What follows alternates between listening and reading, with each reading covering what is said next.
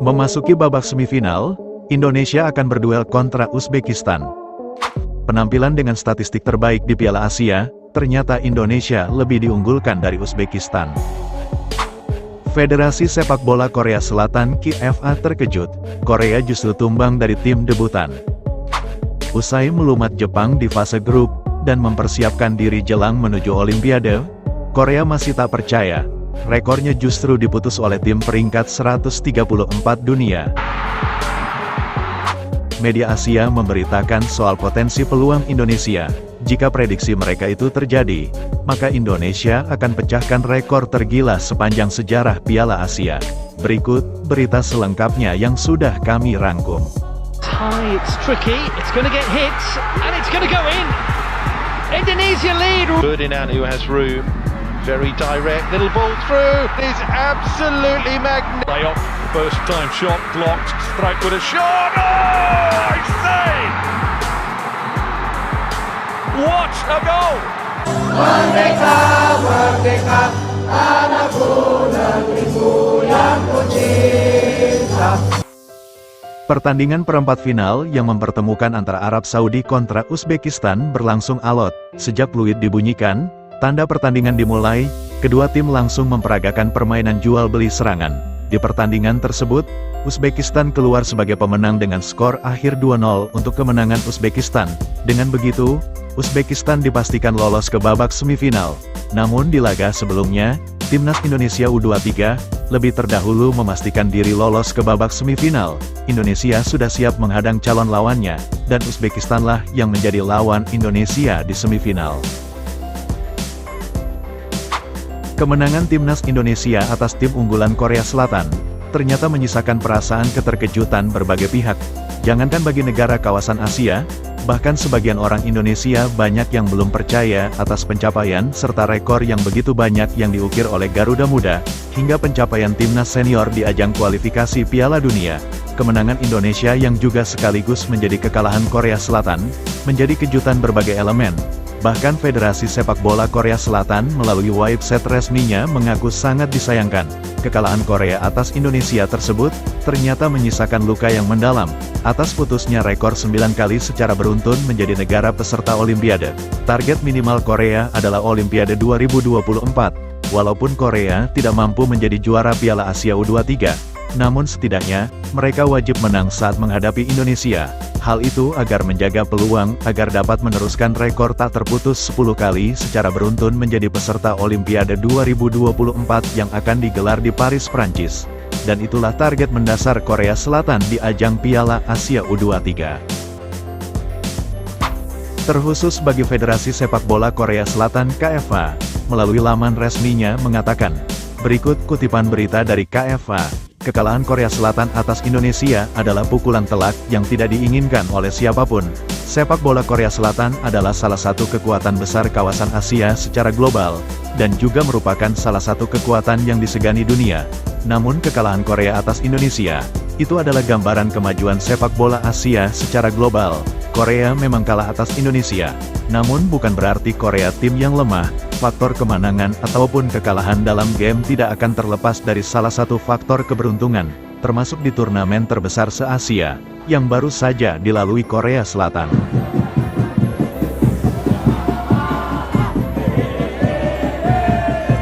Playoff, first time shot, blocked, strike with a shot, oh, I say! What a goal! Indonesia, 15 minutes! Tidak bisa dipungkiri, kini sepak bola Indonesia adalah salah satu kekuatan baru Asia. Mereka terus berkembang dengan pesat, dan mungkin dalam waktu dekat, sepak bola Indonesia akan menjadi salah satu kekuatan yang juga diperhitungkan di ajang Piala Dunia selayaknya Korea. Pemain muda mereka semua memiliki kualitas yang layak bersaing di kancah dunia. Mereka kini sedang berjuang agar sampai di Piala Dunia 2026. Dan itu mungkin akan terjadi, di balik kesuksesan sepak bola Indonesia yang begitu pesat. Ada peran penting pelatih yang juga berasal dari Korea Selatan di sana. Pelatih yang pernah dibenci rakyat Korea, ternyata mampu membawa dampak yang sangat baik bagi kemajuan sepak bola Indonesia. KFA menyayangkan atas tindakan para fans yang sangat buruk pada Mr. Sintayong. perlu kedewasaan untuk menyikapi kekalahan, dan tentunya perlu kesabaran untuk menjadi yang terbaik. Kekalahan Korea hanyalah faktor kurang beruntung, dan kemenangan Indonesia sebab kemajuan sepak bola mereka begitu sangat cepat. Dengan kekalahan itu, KFA tidak akan memecat Hwang Sun-hong sebagai pelatih kepala timnas Korea Selatan U23. Tidak ada yang perlu dipermasalahkan dalam kekalahan sebuah game, selama para pemain sudah menampilkan permainan yang baik. Namun, dalam hal ini yang kami sayangkan sekaligus menjadi luka mendalam bagi para fans sepak bola Korea adalah putusnya rekor Korea Selatan untuk kembali menjadi peserta Olimpiade yang sudah berjalan 9 kali secara beruntun. KFA hanya menyayangkan hal itu, dan KFA tidak akan menyalahkan siapapun. Dengan itu, kami akan segera bangkit dengan penuh semangat. Itulah kutipan berita di laman resmi Federasi Sepak Bola Korea Selatan KFA.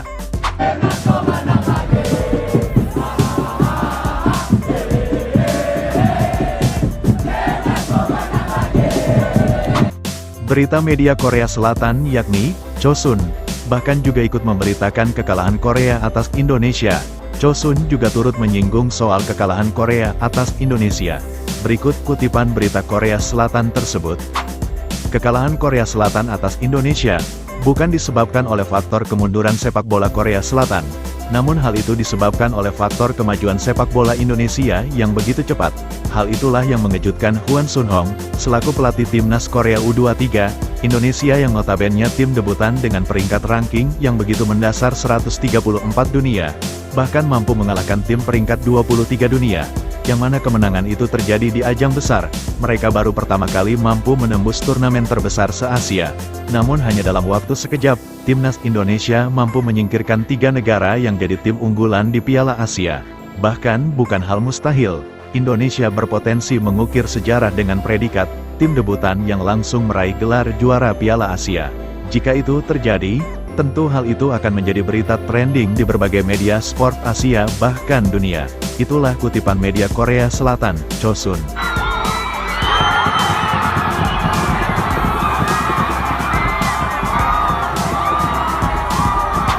Sejauh ini, Indonesia sudah memulangkan 3 tim unggulan di turnamen terbesar se-Asia tersebut.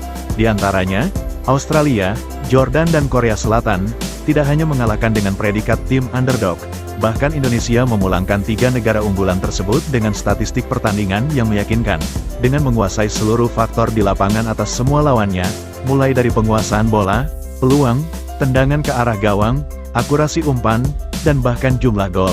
Semua laga yang berhasil dimenangkan Indonesia atas 3 tim unggulan tersebut, keseluruhan permainan dikuasai Indonesia.